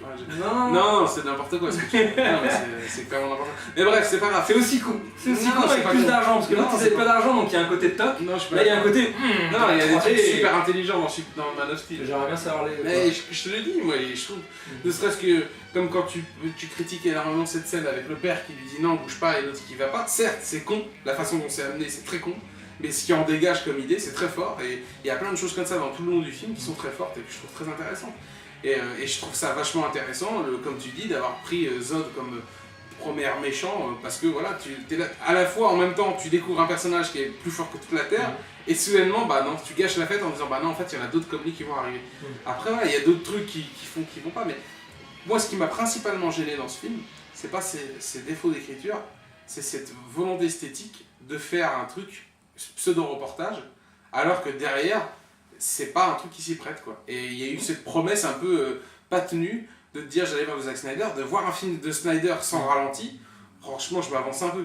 Mais je pense pas que c'est Snyder qui s'est dit plus jamais je fais un ralenti de ma vie. Alors que c'est un film qui s'y prête grave de faire un ralenti. Exactement. Là par contre je te rejoins totalement, mais ça va avec l'idée de lisibilité que je demande du film. Parce que un truc surhumain comme ça, justement, c'est que en le filmant en ralenti ou en déformant un peu le temps que tu arriveras à le rendre lisible et beaucoup plus appréciable que maintenant, pour nuancer. Parce que pour continuer ce que je disais, c'est que du coup j'ai revu celui de Bryan Singer qui est Superman Returns et qui certes a un souci de mollesse, donc c'est très mou comme film, t'as une tendance à fondre sur ton fauteuil et je me fais chier, mais paradoxalement, dans la façon dont c'est filmé, réalisé, amené et tout, c'est plus il y a un côté enchanté un peu, il y a un côté féerique, il y a un côté il y a un côté conte de fées. Je trouve ça dramatique qu'on en vienne à trouver des bons côtés. Parce que c'est mieux éclairé, parce que t'as une lumière qui t'as une lumière qui est jolie, qui est belle à regarder, t'as Ça des n'en fait pas un ambiances. bon film, mais je dois avouer que je préfère beaucoup plus cette approche. Pour moi, il aurait fallu l'effet Ouais. de Man of Steel mélangé à la façon de faire À la limite. Superman Returns. À la limite, ouais. Tu vois ce que je veux dire? Il y a un scénario.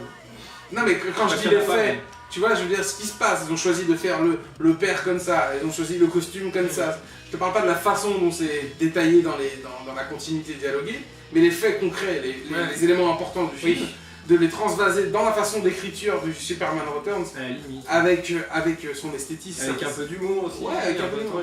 Non, je suis d'accord. Voilà, Mais bon, pour le coup, alors il y a quand même un super point positif, moi je trouve que l'acteur, Ouais. malgré que son personnage soit pas assez... et que c'est compliqué, c'est Superman, malgré ça, je trouve que c'est après... Enfin, moi, pour l'instant, c'est mon personnage, c'est mon acteur préféré de tous les Superman. Bah, je le trouve pas. Mais là, je pinaille pour le coup. Mais je suis pas foncièrement contre lui. Je trouve que c'est pas de sa faute. Moi, je préfère lui que Christopher Reeve. Ah oui. Ouais. Ah, je sais pas. Bon, je sais pas. Je ne mettrai pas non plus sur un piédestal Christopher Reeve, mais je le trouve quand même supérieur en tant qu'acteur. Je le trouve un peu limite, un peu faiblard comme acteur, mais bon, pas mauvais quoi. Voilà. J'ai pas. Voilà. Je m'en contente. Je m'en contente quoi. Et dernière remarque, il y a une scène où Zod il fait je veux Superman sur mon vaisseau et Ouais. Lois Lane. Pourquoi?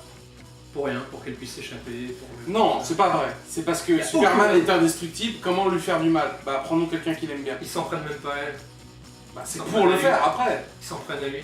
Mais après, c'est pour son prince. Non, c'est la pour mieux- menace. c'est pour mieux qu'elle puisse parler, qu'elle puisse se faire expliquer le truc par Russell Crowe, et que Russell Crowe lui dit tu vas prendre cette clé, et cette clé est très importante, il faut la pousser jusqu'au bout. Non. Et après elle fait ah non, je sais pas m'en servir, il faut la pousser jusqu'au bout. Ah oui. Génial, Ouais. une foule de conneries comme ça, Non, génial. j'ai... Il y a des scènes prodigieuses. Le truc génial aussi, oui, sur Terre, oui, le soleil et l'air de la Ouais. Terre te donnent plein de pouvoirs. Ok. Mais sur notre vaisseau, tu perds tous tes pouvoirs parce que c'est l'air de Krypton, machin. Ok. Dans l'espace, comment ça se passe? Pas de problème. Pas d'air égale plus de pouvoir que l'air de Krypton? Je ne sais pas. Ce que je veux dire, c'est que pourquoi installer ce truc d'air, pas air, machin, s'il va aller dans l'espace? Non, c'est pas ça. C'est que, en C'est fait, naze.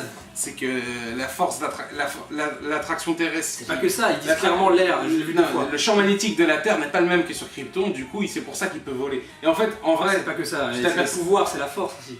C'est pas seulement le fait c'est qu'ils pas volent. que ça, c'est aussi la pouvoir, mais c'est aussi parce que le soleil est plus près là-bas, donc il a aussi plus de. Oui, mais alors quand il est dans l'espace et qu'il a pas d'air. Mais il est comment- pas loin de la comment ça se Terre en passe? général quand il est dans l'espace. Ah non, mais pour le coup, Superman non, mais va tu dans pinailles là, l'espace. tu pinailles, là, je Non, non, pinaille, non, non. là, je Non, pinaille. non, non, non, bah oui, mais là on parle de force, pas force. C'est-à-dire que dans le film, c'est un truc important. C'est genre, ah, t'es sur Terre, t'es fort. T'es dans notre vaisseau, t'es comme un humain en gros. T'es aussi fort qu'un humain. Mais il est dans le ciel, il est pas dans l'espace. Et là, il est dans l'espace. Non, il est clairement dans l'espace. Quand il fait son truc Jésus à deux Ouais, balles, là, ouais. il est dans l'espace. Je suis désolé, il est hors de la Et avec son père qui lui dit Et juste il y a- avant, sauve-nous. Oui, voilà, bon. Subtilité, génial. Oh, Jesus. Symbolisme. C'est génial Non, d'oser mais pourquoi placer pas? ça. Je suis pas Non mais contre moi je ça. trouve non je suis pas Je suis pas contre, contre mais je ça, trouve mais que c'est osé de le placer. Ouais, Et je trouve ça ouf d'avoir C'est réussi à juste, placer comme ça. ça va avec la connerie, ce genre. Il y a tous les gadgets de la connerie, c'est-à-dire qu'il y a les défauts et il y a même les trucs mignons de la connerie, genre oui Jésus, c'est bien. Ouais bah vas-y. Bon, conclusion. Conclusion, c'est un très mauvais film, mais pour toutes les zones que j'ai dit, c'est voilà, première partie chiante et on s'en branle, et deuxième partie pas chiante, mais on s'en branle et on comprend rien et c'est mal fait. Et c'est moche, voilà, c'est moche. Donc ce qui fait pour moi un assez mauvais film dans l'ensemble. Par contre, je ne perds pas espoir parce que je me dis, j'aime bien ce qui est mis en place, mine de rien. J'aime bien l'idée de Zod, de machin, j'aime bien la Lois Lane pas trop con, j'aime bien le costume, les designs, les vaisseaux, l'esthétique, bon, au-delà du photoréalisme, la lumière, la façon dont ce à quoi ressemblent les choses me plaît. Donc je suis assez... je serais pas contre l'idée d'une suite, machin, en espérant que ce soit moins con, qu'il y ait un meilleur scénariste. Comme Batman Begins Dark Knight, c'est-à-dire que je déteste Batman Begins. Je sais pas si je déteste plus que Superman. Je crois que je l'aime un peu plus, c'est dire à quel point j'aime pas Man of Steel. Et Dark Knight avait compris comment rendre le truc mieux, quoi. Et j'espère qu'il va, voilà, qu'il fasse mieux avec le 2 ou le 3. Mais bon, je trouve ça bizarre comment ils vont amener, voilà, après Zod et les mecs surpuissants, voilà, qui peuvent détruire la Terre, Lex Luthor et son arnaque pour piquer des diamants. Bon, peut-être. Enfin, je vois pas comment il peut. Alors, oui, salut, j'ai de la kryptonite. C'est bien d'ailleurs qu'ils aient pas introduit la kryptonite dans ce film pour le faire avec un humain. Ça, voilà. Les intentions de départ, pas mauvaises, mais je me demande comment ils vont faire ça et j'espère que ce sera pas aussi con. Alors moi, conclusion, je suis pas un grand défenseur du film, comme vous l'avez vu, parce que je l'ai laissé plutôt argumenter dans l'ensemble. Donc c'est indirectement, c'est qu'il y a des choses sur lesquelles je suis d'accord, ok. Mais je trouve que je suis pas aussi tranché que lui. Je trouve que Man of Steel, c'est quand même un meilleur film que la plupart des films de super-héros que j'ai vus récemment. C'est-à-dire que dans les films de super-héros que j'ai vus récemment, moi le seul que j'aimais c'était Watchmen. Donc voilà. Je trouve que tout ce qui tourne autour de Marvel, c'est de manière générale extrêmement raté. À chaque fois, je suis très déçu. Et même les beaucoup plus vieux, les tout premiers, qui ont été faits dans les années 2000, les Spider-Man que j'aimais bien au début, c'est vrai qu'avec le recul, je trouve qu'ils vieillissent pas très bien. C'est le même problème, c'est que les effets de Spider-Man pour moi étaient aussi pourris et ils datent de 10 ans, voire. Ouais, alors maintenant c'est encore autre chose, mais. Et les effets n'ont pas changé, sont toujours aussi pour moi. Pour moi, je suis absolument pas d'accord. C'est déjà mon problème, en tout cas ça reposait sur la même chose. Bon, bref. Vas-y. Enfin voilà. Donc voilà, j'aime pas trop les Marvel, je trouve que Iron Man c'est une souffrance. Rien que de voir la jaquette du DVD sur ma télé, près de ma télé, c'est une souffrance. Alors les Captain America, les Wolverine Origins, tout ça c'est poubelle. Et il y a les X-Men 1 et 2 qui tiennent la route. Pas mal. Voilà, qui tiennent la route, qui sont pas extraordinaires non plus, mais qui tiennent bien la route. Ouais. Et puis le Superman Returns qui était très moyen, mais que j'aime bien. Et bon, les Batman de Burton, mais ça appartient à un autre ère de l'humanité. Les Dark Knight, effectivement, le Dark Knight, le 2 de la trilogie qui est mon préféré. Après, dans l'ordre, je dirais le 3 et le 1, mais c'est le 2 qui m'a plus transporté. Ouais. Voilà. Donc pour revenir à ça, quand on prend en compte de tous ceux que je viens de citer, Superman, Man of Steel, c'est loin d'être le plus mauvais, au contraire je trouve. C'est juste que le choix esthétique et le choix narratif d'être toujours en tout cas d'avoir la volonté d'être dans l'hyper-réaliste, alors que ça ne l'est pas tout le temps, vraiment pas tout le temps, mais il y a une volonté de l'être, je trouve ça débile, ça me commence à me saouler. Et voilà, c'est un peu ça. Et puis Snyder, j'espère qu'il fera pas le 2 et le 3 parce que je vois pas l'intérêt de prendre ce mec pour faire ce film-là. Le temps qu'il les réalise lui-même, Nolan, ou qu'il prenne n'importe quel guignol qui exécutera des ordres, je vois pas l'intérêt de gâcher le talent d'un mec comme ça. À moins que lui il soit en parfaite harmonie avec cette façon de faire, j'en sais rien. Peut-être qu'on lui a promis un truc en échange, j'en sais. Mais voilà, je vois pas l'intérêt de faire un film qui prenne le réalisateur de. Comment ça s'appelle, Avant 93, de Jason Bourne. Greengrass. Voilà, Paul Greengrass. Autant prendre lui, il maîtrise le sujet. Mais oui, parce qu'il aurait bien fait. Quand tu revois l'autre jour que je suis retombé sur Jason Bourne, que j'ai pas vu depuis longtemps. Au passage, moi je suis un très grand fan des Jason Bourne 1, 2, 3. J'ai pas vu le 4. Et surtout le 2 et le 3 qui sont les meilleurs. Je disais, quand même, en fait, il y a une différence entre le pionnier, l'initiateur de ce style, qui clairement a posé les bases. Quand Spielberg le fait avec Private Ryan, c'est autre chose. Ah, c'est encore autre chose ça. Non, mais c'était déjà l'idée des faits réels, machin, c'était les prémices. Mais maîtrisé quoi. C'était les prémices. Après, c'est Steven. Oui, mais c'est ça. Mais ce que je veux dire, c'est que voilà, Paul Greengrass, il maîtrise vraiment le sujet du hyper-réaliste dans le ton, la réalisation, de tout ça. Quand il te fait un zoom ou un dézoomage, tout ça, c'est jamais en trop, il sait de quoi il parle. Là, eux, ils veulent singer ça tout le temps, ça devient chiant. Donc moi, c'est ça qui m'a saoulé dans le film. C'est pas tous ces problèmes scénaristiques que j'excuse parce que je trouve que j'ai vu pire ailleurs et du coup, c'est un blockbuster et ça me dérange pas de manger mon popcorn en regardant ça. Vu la pression du film, je trouve ça inexcusable. Moi, c'est le fait de l'avoir vu très proche d'un film comme Star Trek Into Darkness qui me fait dire, voilà, d'un côté il y a des gens qui essayent vraiment de faire des bonnes choses, bien écrites, bien pensées, bien réalisées, et de l'autre côté il y a des mecs qui s'en battent les couilles. Moi je suis d'accord sur Star Trek, et les deux côte à côte, je te jure que Man of Steel ça fait très très mal à la tête. Voilà, sur ce je vais mettre ma note à Man of Steel, alors sur 10, je mettrais 4, 3,5, 3,5, 4, je sais plus, j'hésite entre eux, mais tu vois l'idée quoi. 3,5, 4 sur 3,5.